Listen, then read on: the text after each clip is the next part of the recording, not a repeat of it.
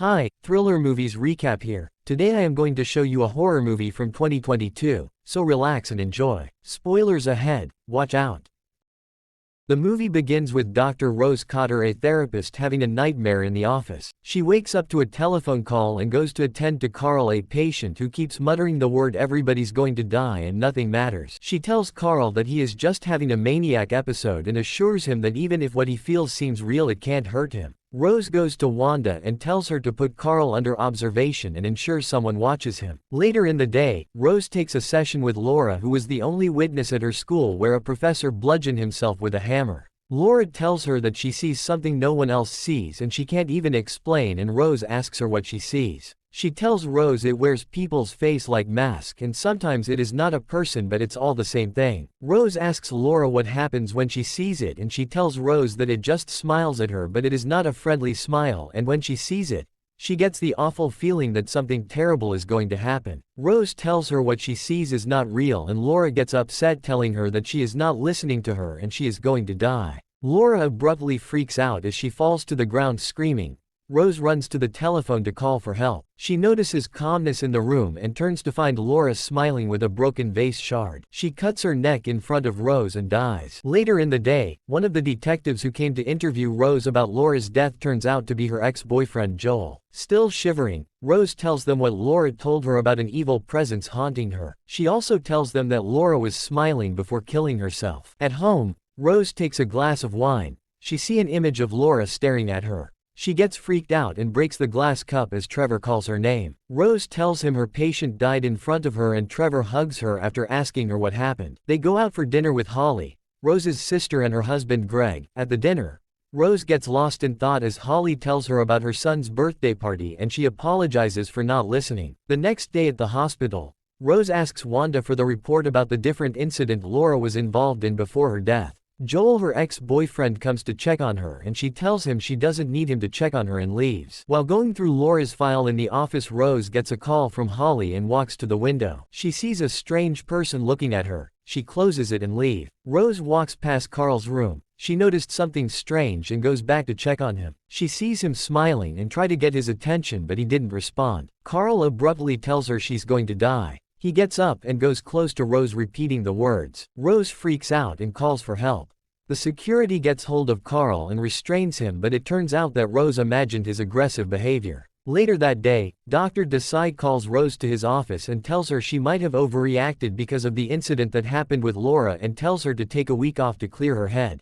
On her way home, she stopped by at the toy store and buys a gift for Holly's son ahead of his birthday party. At home, Rose gets a text from Trevor telling her he will be coming back late as a result of the workload at the office. She goes to get a cup of wine and freaks out when the back door alarm goes off. She tries to put it off with its control remote, but it didn't work, so she sneakily goes to the door and shut it and then put the alarm from the control on the wall. She seemingly gets a call from the security operator who taunts her. The operator asks her if she's sure she is alone at home and tells her to turn back. As she tries to turn, the phone rings and she discovers that the phone is no longer with her but on the phone desk. She goes to pick it up and policeman shows up at her house. They tell her the house is clean, and as they leave, Trevor arrives. He tries to find out what happened, but Rose tells him she is fine. She tells Trevor that their cat is missing and goes in search of it and couldn't find it. Later that night, she gets up from her bed after having a terrible nightmare. She goes to listen to the session she had with Laura. As she listens, she gets freaked out and falls to the ground as she hallucinates seeing Laura abruptly shouts her name to her ear. Frightened,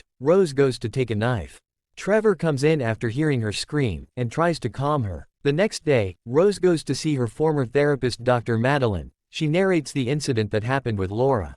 Rose tells her that the echo of what happened with Laura haunts her, together with stress and hallucinations, and when it happens it feels so unsettling. Dr. Madeline tells Rose she might have got stuck because of her mother's suicide. She tells Rose she doesn't look delusional or psychotic, that her lack of sleep and her experience with her patient triggered old anxiety. Rose requested for antipsychotic medication and Madeline denies her, telling her she will consider it when next they meet. She tells Rose to do something different that would take her mind off the trigger that's causing her stress since she is on leave from work. Rose attends her sister's son's birthday with a gift and they gather together at the cake to sing a birthday song for him. As Jackson opens the gift Rose bought for him, everyone is horrified to see Rose's cat inside and dead. While she pleads and tells them it was not intentional, She hallucinates and sees Laura in the room smiling at her. She trips and falls on the glass table. She gets up and screams as she sees blood all over her body. Rose is taken to the hospital and Dr. Desai comes to check on her, telling her he heard she had an anxiety attack and she needs to speak to a professional about what she is going through. In the car, Rose tries to tell Trevor that an evil spirit that killed her patient has been threatening her. She tells Trevor that her patient experienced the same thing she is going through before she died and the evil spirit has attached itself to her. Rose tells him she is really scared that something bad might happen to her. Trevor gets upset and dismissively accuses her of inheriting mental illness from her mother and also killing their cat. Rose goes through Laura's file on her laptop and searched for information about Gabriel Munoz, the professor who committed suicide on the internet. Rose goes to see Gabriel Munoz's widow, Victoria.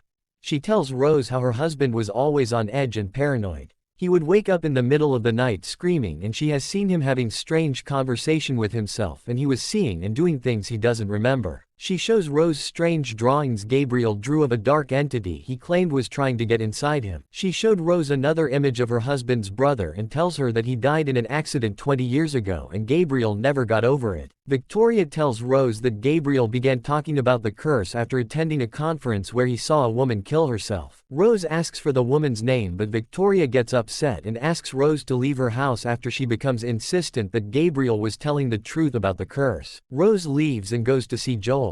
She pleads with him to assist her in finding out if Gabriel Munoz was involved in any recent police report before his death. After a bit of hesitation, Joel uses his police computer to access a file of Angela Powell, who was the real estate agent that Gabriel Munoz saw die. They also see a video of Angela who saw a smiling man and suddenly hack his own neck with gardening shears at a gas station before her death. Joel tries to find out why she was looking into those information and Rose tells him she has to go and leaves after printing out what she found. Rose goes home to see Trevor with Madeline. She gets upset with Trevor for not trusting her after she confided in him about what she was going through. Trevor tells Rose that he is trying to help her, but she disagrees, telling him he only thinks about himself, and leaves after telling Madeline to make herself at home. Rose goes to see Holly and tells her she has been cursed. She tells Holly that her patient was cursed and when she died the curse was transferred to her and she's now being threatened by the evil spirit. And it was the spirit that killed her cat and it was at the party and nobody else could see it except for her. She shows Holly the images she got from Joel and tells her that they are all dead and she's going to die next. Holly tells her that curses are not real and that she is just having a breakdown. Holly tells her she sounds just like their mom and apologizes to Rose for leaving her alone and it had to be her that found their mom. She tells Rose she wished she could do something about it, but she has tried so hard to move on and leave everything behind, but it feels like Rose can't accept the fact that their mom lost her mind and killed herself and she let it define her entire life. Holly tells Rose she's traumatized and she can't have her around her house and goes inside. Rose goes to her car and hallucinates as she sees a strange girl with a broken neck and screams while Jackson looks at her through the window. Rose is seen in her car eating. She gets a call from Joel telling her he kept digging after she left and asks her why she didn't tell him about her patient's connection with the other suicide cases. Joel tells her that the case goes back further with the same pattern and he found 20 cases involving 19 victims with a direct line linking them all together, and the victims does terrible things to themselves. Rose asks him why 19 cases of suicide instead of 20 and Joel tells her that one of the cases mixes up the pattern. The victim, Robert Talley, his business partner, committed suicide in front of him, and 4 days later, Talley murders a woman he has never met before. But a week later the key eyewitness of the murder committed suicide and the pattern continues. Joel tells Rose that Talley is alive and is being held in a prison facility and they go to find him. On their way to see Talley, Rose tells Joel everything and he finds it hard to believe. She asks Joel how long it was between each victim's death and he tells her that none of them survived longer than a week and some didn't even make it past 4 days. She tells Joel that it's her 4th day and Joel assures her that nothing will happen to her. At the jail, Rose questions Talley and pleads with him to tell her everything he knows about the curse and the entity. Talley tells Rose to make Joel leave. As Joel leaves, Talley tells Rose that the only way to break the curse is to kill someone else with a weapon and makes the biggest mess of it. He tells Rose that a witness must be present for it to pass to, because the entity needs trauma to spread because trauma gives it power. Rose screams unexpectedly that she can't kill someone and Talley gets agitated asking Rose to leave as he discovers that Rose carries the curse. Outside the jail, Joel tries to find out what Tally told Rose, but she refuses to say anything, telling him that Tally was out of his mind. At home, Rose goes through the file she got from Joel. She hears the doorbell and goes to check and see Madeline. Rose tells her to leave, and she tells Rose she has the responsibility to report to the authority if she is a danger to herself and others, and asks Rose to convince her she is fine. Rose allows her in. As they talk, the phone rings and she hears Madeline's voice on the phone and discovers that she was with a replica of Madeline. Rose looks at her and sees her smiling, and she tells Rose it's almost time. She gets up and goes after Rose as she runs. It catches up with Rose and holds her screaming. Rose is seen in her car with a knife in front of the hospital. She goes into the building and Wanda tells her she was supposed to be on leave. Rose tells Wanda she wants to grab something from her office. Rose goes to Carl's room. He sees her and gets scared, screaming. Dr. Desai comes in and tells her she is not supposed to be around patients. She stabs Carl several times as Dr. Desai stood there watching and suddenly starts screaming as he pulls the skin off his face. Rose gets up and she discovers she was hallucinating. The real Dr. Desai finds Rose in her car with the knife and tries to stop her from leaving, but Rose sees Carl's face in front of her with blood on his mouth.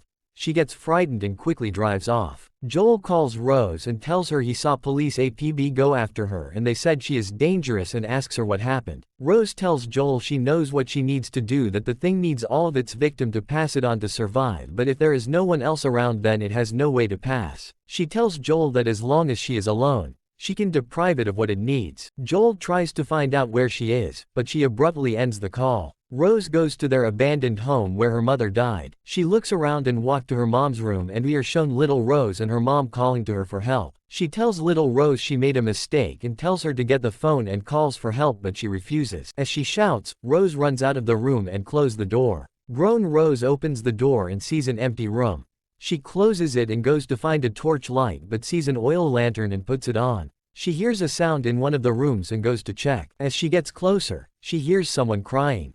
She opens the door and sees her mom. She tells Rose she is sorry and have not been a good mom. She asks Rose why she allowed her to die and didn't try to save her. Rose tells her because she was afraid of her and she was just 10 years old. Rose tells her she knew she needed help but she couldn't help her, and she has carried the guilt her entire life and had to let it go. Rose tells her she is not real, and she tells Rose in a strange voice that her mind makes it real, and she smiles. Rose runs out of the room and she changes into a lanky creature and goes after Rose. The lanky creature appears behind Rose and threw her to the ground. It chokes Rose, telling her she can't escape her own mind. Rose removes the lanky creature's hand from her neck and breaks it in the process. As the creature screams, Rose takes the oil lamp and sets it on fire. The strange creature screams and Rose runs out of the apartment as it goes up in flames. Rose leaves feeling relieved she has killed the entity.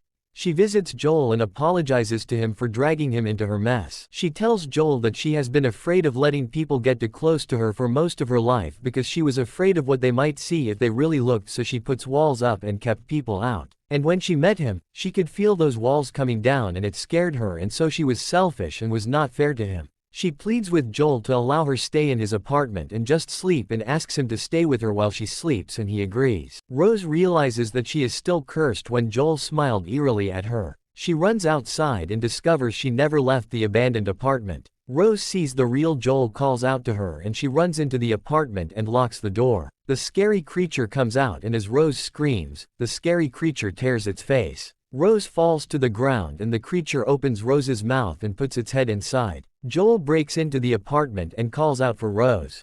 He looks around and sees her in the corner of the room facing backward. She pours gasoline on her body as she turns to Joel. She smiles and sets herself on fire as Joel watches. Subscribe for more videos like this, turn on notifications and leave a like to help the channel out. Thank you for watching.